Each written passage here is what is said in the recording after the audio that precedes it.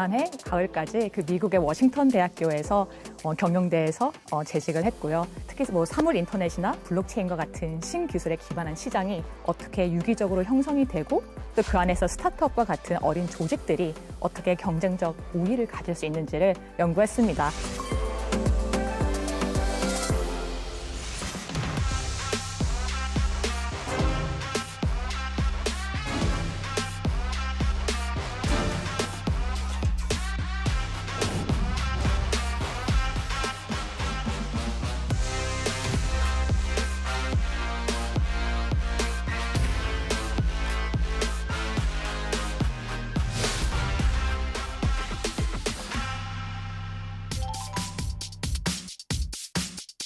NFT는 참 쉽게 설명을 할 수 있고 어렵게 설명을 할 수 있는 그런 좀 요물인 것 같은데요. NFT는 소유권을 증명해주는 보증 문서라고 할 수 있겠습니다.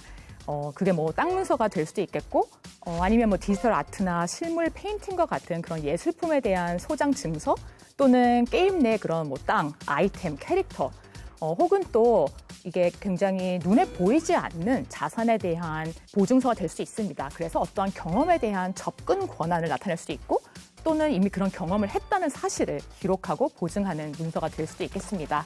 어떻게 보면 NFT가 참 보증할 수 있는 그런 세상에 존재하는 자산의 종류는 참 무궁무진하죠. 어떻게 이런 보증이 가능한가라고 질문을 하실 것 같은데요. 그 이유는 이제 NFT가 블록체인상에 존재를 하는, 그러니까 블록체인상에 저장이 되고 기록이 되어 있는 디지털 파일이기 때문입니다.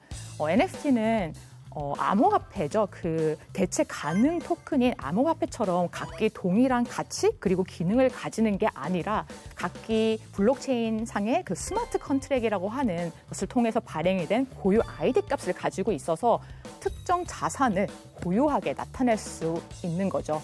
이런 블록체인의 특성상 NFT가 한번 생성이 되면은 위존조가 불가하고 따라서 이제 해당 자산에 대한 뭐 일종의 원본 인증서이자 이제 소유권 증명서로 활용이 될 수가 있습니다. 2021년 NFT 거래액이 총 130억 달러를 돌파했다고 합니다. 이는 전년이죠. 2020년 대비해서 390배나 폭증한 수치인데요. 그러면 이쯤에서 2021년도에 한 해 동안 가장 비싼 가격에 팔렸던 NFT 8선을 보여드리도록 하겠습니다. 아무래도 직접 눈으로 보는 게 좀 더 실감이 나시겠죠? 이 첫 번째 작품은 여러분 많이 보셨죠? 그 비플의 Everydays라고 하는 작품입니다. 이제 비플이라는 미국의 디지털 아티스트인데요. 그가 2007년부터 14년 동안 매일매일 정말 작품 활동을 했고 그 5천여 점을 한꺼번에 단일 NFT를 모아서 2021년 초에 이제 크리스티 그 예술품 경매소죠. 경매에 붙였고 정말 역대값 6,930만 불에 팔렸습니다. 그렇게 낙찰이 된 거죠. 그래서 이 케이스를 통해서 전 세계적으로 도대체 NFT가 뭐지? 라는 그런 질문을 하게 했고 정말 폭발적인 관심을 일으켰던 사건입니다. 그리고 어찌 보면 NFT가 이제 디지털 아트라는 그런 하나의 예술적 영역을 기존 미술 시장에 편입시키는 정말 당당한 일원으로 편입시키는 그런 계기가 됐기도 했고요. 그리고 이 두 번째 NFT는 이 또한 비플의 작품입니다. 비플의 휴먼 원이라고 하는 이제 NFT인데요. 이거는 이제 실물 작품으로 존재를 하고 있고 이 작품을 샀을 경우에 NFT까지 디지털 NFT까지 가지게 되는 그런 개념이었습니다. 어떻게 보면 이 작품이 또 엄청난 억대가에 팔리면서 사람들로 하여금 NFT는 역시 투기야라는 그런 다소 부정적인 인식도 한층 더 강화했던 그런 사건인 것 같아요. 세 번째로 비싸게 팔렸던 작품, 네 번째, 다섯 번째, 여섯 번째 다 같은 NFT 컬렉션에 포함이 되어 있는 아이들인데요. 코로나 에얼리언으로도 이름이 잘 알려져 있는 크립토 펑크인데요. 아마 이 픽셀 이미지 아바타 여러분들도 많이 보셨을 거예요. 2017년에 그 라바랩스라고 하는 회사에서 10,000개의 펑크들을 발행을 했습니다. 이들이 이걸 10,000개로 발행했을 때 심지어 공짜로 뿌렸는데도 불구하고 아무도 이걸 갖겠다고 안 했던 거예요. 이게 지금 정말 2017년도 NFT의 원조격으로 그 역사성 그리고 10,000개밖에 존재하지 않는다는 희소성을 인정을 받으면서 엄청난 가격에 정말 거래가 되고 있습니다. 사실 많은 분들께서 이제 NFT를 떠올리실 때 이미지 파일만을 떠올리시는 경우가 많을 거예요. 지금 좀 전에 보셨던 비플의 이미지도 그렇고 크립토 펑크도 그렇고 사실 이미지 파일로 존재를 하다 보니까 NFT는 그냥 이미지 아니야? 이미지 파일 아니야? 라고 생각을 하시는 경우가 많은데 NFT가 나타낼 수 있는 자산의 형태에는 제한이 없습니다. 사실상 디지털 파일로 나타내어질 수 있는 이 세상에 존재하는 모든 자산이 블록체인상의 저장 기록이 될 수 있으니까요. 예를 들어서 NFT가 뭐 아트, 컬렉터블과 같은 그런 투자 상품을 나타내는 데 쓰였다면은 그 NFT는 투자 상품이 되는 거죠. 만약에 NFT가 어떠한 행사에 여러분이 참가했다는 사실을 기록하고 증명하는 그런 매개체로 쓰였다면 그 NFT는 투자, 투기와는 전혀 관련이 없는 경험에 대한 보증서가 되는 거고요. 그래서 어찌 보면 NFT는 그것이 나타내는 자산에 따라서 그 실체가 바뀌는 기술계의 카멜레온과 같은 존재라고도 할 수 있을 것 같습니다.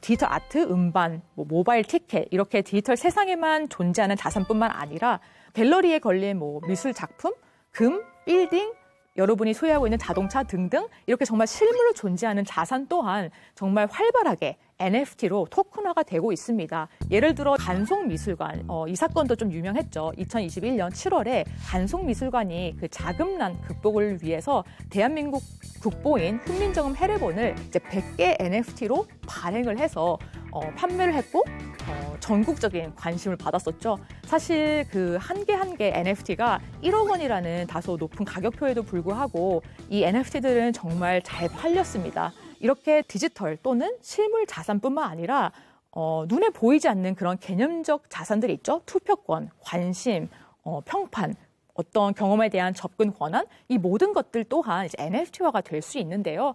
특히 어떤 그런 경험에 대한 접근 권한을 NFT로 이제 토큰화를 해서 거래하는 것이 요즘 NFT 세상에서 가장 큰 트렌드이기도 합니다.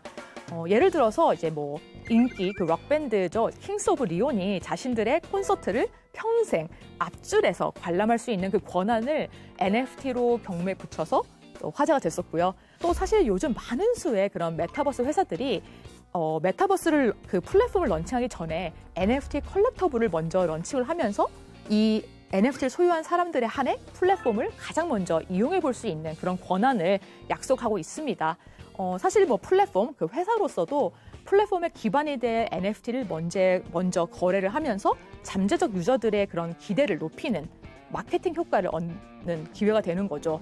또 그 과정을 통해서 디벨롭하는 그 플랫폼을 런칭하는 시간도 벌 수 있고요. 사실 NFT를 떠나서 우리가 일반적으로 생각을 했을 때 예를 들어서 여러분이 미키마우스가 그려진 그런 포토카드를 구매한다고 했을 때 그 포토카드에 대한 소유권만 사는 거지 미키마우스에 대한 저작권까지 사는 건 아니잖아요. NFT를 구매했을 때 여러분은 그 NFT의 소유권만을 사게 되는 거고요. 그 NFT가 나타내는 자산의 저작권은 그 창작자죠. 원작자가 여전히 갖고 있는 겁니다. NFT가 이제 2차 시장에서 재판매가 될 때마다 그러니까 이제 NFT의 그 소유권이 계속 넘어갈 때마다 저작권을 여전히 보유하고 있는 원작자는 판매 금액에 대한 일정 %의 로열티를 받게 되는 시스템이기 때문입니다. 그 로열티 시스템이 사실 NFT가 약속하는 가장 큰 개혁 중에 하나이죠.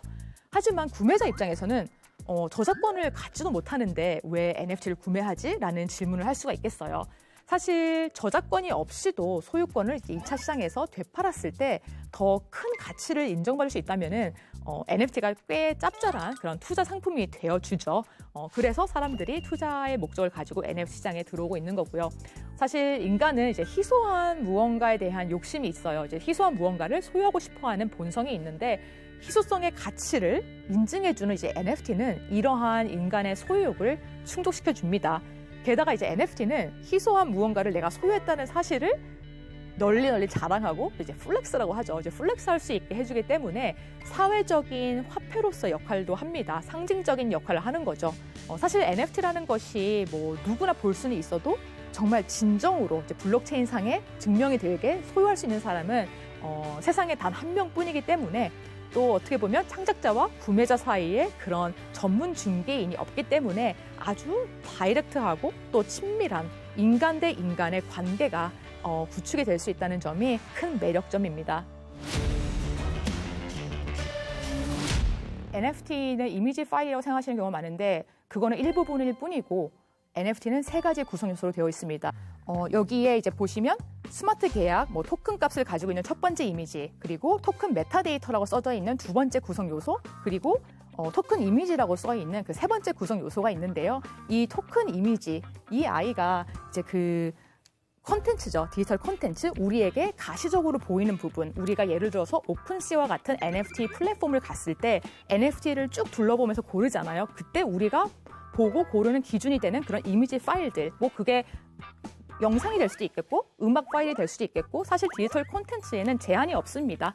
어쨌든 우리 눈에 보이는 부분이 바로 이 디지털 콘텐츠인 부분이고요. 그리고 이 디지털 콘텐츠에 대한 설명을 해주는 토큰 메타데이터가 있습니다. 그리고 이제 스마트 계약을 통해서 발행이 된 토큰 값이 있습니다. 이 아이디는 고유 아이디이기 때문에 각 NFT가 서로 대체가 될 수 없게 되는 건데요. 그 점에 있어서 사실 뭐 비트코인이나 이더와 같은 암호화폐와 차이가 있습니다. 그런 암호화폐 같은 경우는 대체 가능 토큰이다 보니까 블록체인 상에서 토큰 값이 발행이 될 때 다 똑같은 값으로 발행이 돼요. 제가 가지고 있는 원 비트코인 그리고 여러분이 가지고 있는 원 비트코인이 아무런 뭐 기능이나 가치의 손실 없이 상호 교환이 될 수 있죠. 하지만 NFT와 같은 경우는 이런 토큰 값이 토큰마다 NFT마다 다르기 때문에 1:1 교환이 안 되고 내가 가지고 있는 펑크, 너가 가지고 있는 펑크, 이미지로도 다르죠. 가치적인 부분으로도 다를 뿐더러 이 토큰 값도 블록체인 상에 저장되어 있는 토큰 값도 달라져서 교환이 될 수가 없습니다. 오늘 이렇게 여러분과 이제 처음 만남을 통해서 NFT에 관한 기본적인 이야기들을 나눠봤는데요. NFT가 뭐 극초기 시장인 만큼 지금 일부에선 투기성 거품이 현재 진행형이고요. NFT를 둘러싼 뭐 법적 지위, 과세 논란, 환경 문제 이런 해결돼야 할 그런 과제들도 상당수 있습니다. 어떻게 보면 NFT는 뭐 돈일 뿐이야라는 그런 시각은 협소한 거라고 또 하지만 사실 이 외의 효용은 아직까진 우리 일상에서 체감하기가 어려운 부분이 있죠. 하지만 우리는 이제 NFT가 뭐 좋다 안 좋다, 맞다 아니다 이런 속단을 내리기보단 개혁과 거품이라는 그런 어떻게 보면 NFT를 향한 대립된 시각 사이에서 NFT에 대한 보다 거시적이고 장기적인 안목을 가지고 그 잠재력을 고찰해 보았으면 좋겠습니다. 오늘의 한 줄 리뷰는 NFT는 기술의 문화적 표현이자 문화의 기술적 표현입니다. When I'm dreaming tonight, I can do anything.